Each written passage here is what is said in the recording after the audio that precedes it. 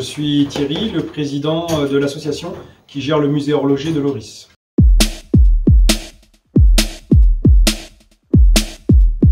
Alors, le musée horloger de Loris est situé dans le département du Loiret, 45.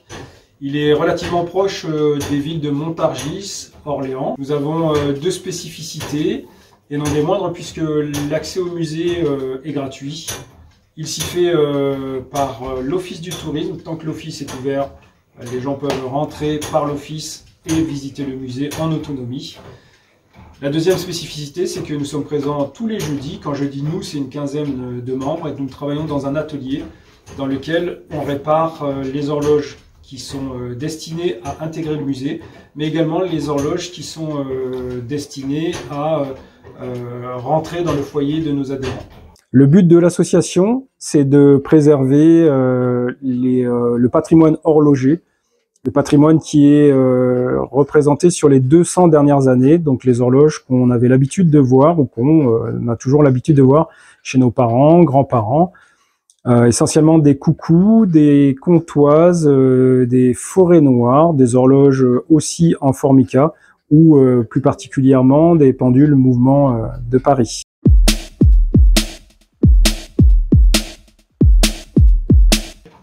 Alors, à l'origine, destiné à représenter les travaux et les peines d'un couple d'artisans, Madame Dubernet a souhaité convertir ce musée dans un musée de l'horlogerie. Son papa, Georges Lemoine, qui a donné le nom au musée, était horloger à Loris.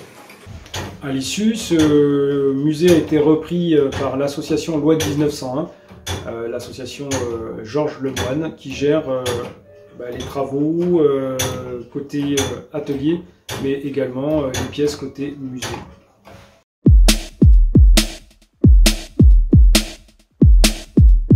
Ces jours de travail dans l'atelier, bien sûr, on va effectivement aussi dans le musée, on change des pendules de place, on fait un peu de ménage.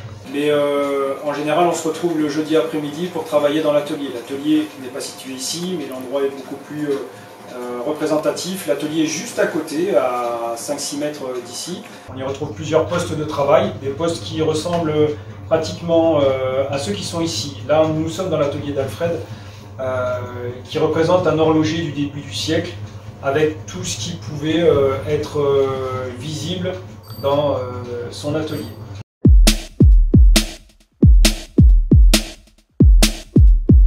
Alors il y en a plusieurs. Déjà au quotidien, les membres ne se réunissent pas uniquement que pour aller dans l'atelier et puis démonter des petites pendules.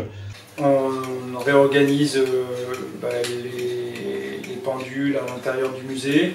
On s'occupe aussi des réserves parce qu'on a des dons, on fonctionne essentiellement sur des dons. Dans les activités un peu plus ludiques, il y a les rendez-vous de l'été, durant lesquels les artisans, les commerçants, les divers prestataires touristiques se réunissent, en général sous la halle à Loris, et on a un représentant du musée qui est toujours présent et qui explique un peu quel est le but du musée. Nous organisons aussi des visites à but horloger, bien évidemment. L'une des dernières visites qu'on a effectuées, c'était Place Vendôme, à Paris. On a visité également les arts et métiers et d'autres musées aussi horlogers. Nous participons à essentiellement deux bourses horlogères, la bourse horlogère de Mer et la bourse horlogère de Dourdan. Nous recevons aussi, et nous en sommes friands, donc si vous pouvez faire passer le mot, nous recevons des écoles, notamment l'école de Chaillan-Gâtinais.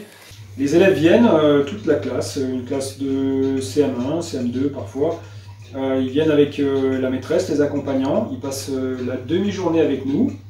Ils ont aussi dans Loris de quoi faire, puisqu'il y a d'autres musées à visiter. Et ils passent la demi-journée avec nous, tout est organisé, il y a une partie qui est dans le musée, on leur pose des questions, c'est un petit jeu de recherche. Et la deuxième partie, la deuxième moitié des élèves va dans l'atelier et démonte des horloges. On a des horloges en plastique et ils apprennent à faire du montage, remontage. Donc c'est relativement intéressant pour eux. Voilà, on essaie de participer à tout un tas d'activités, donc pour mieux se faire connaître également, pas uniquement que pour notre plaisir ou pour le plaisir de rayonner au niveau de la ville, on essaie de rayonner bien au-delà. Dans les activités au quotidien, on a notre collègue Alain aussi qui s'occupe du musée, qui a rédigé un livre, donc ça fait partie aussi des activités, un livre qui présente toutes les activités du musée, toutes les pièces du musée. On a également un collègue, Michel, qui nous a fait figurer sur Internet au niveau de Wikipédia. On essaie aussi de se faire connaître par le biais du site Internet, au-delà des limites de la région, en France, et pourquoi pas à l'étranger. On a déjà été contacté, on nous a posé des questions. C'est vrai que si, grâce au site qu'on a sur Internet, on observe des pendules, les gens les reconnaissent, ils peuvent nous poser des questions, on essaie de leur répondre, ou tout du moins on essaie de leur trouver une réponse par le biais des relations qu'on a au niveau des différentes associations horlogères partout en France.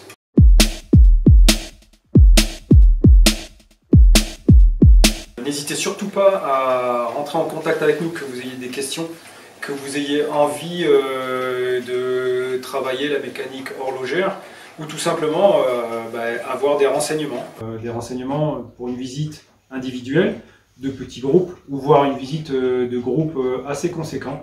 N'hésitez pas à prendre contact avec nous par notre site internet ou par le biais de l'Office du tourisme. Nous ferons un plaisir de répondre à toutes vos questions. Et sinon, si vous pouvez vous faire nos ambassadeurs et parler autour de vous, notamment au niveau des écoles de notre musée, et dire que nous sommes friands d'accueillir les enfants, puisque c'est eux qui, quelque part, seront nos vecteurs de notoriété et parleront un peu tout autour d'eux, dans leur famille, de nous. Nous appartenons au réseau des musées et collections techniques, le réseau REMUT, et nous sommes membres de l'Association française des amateurs d'horlogerie ancienne.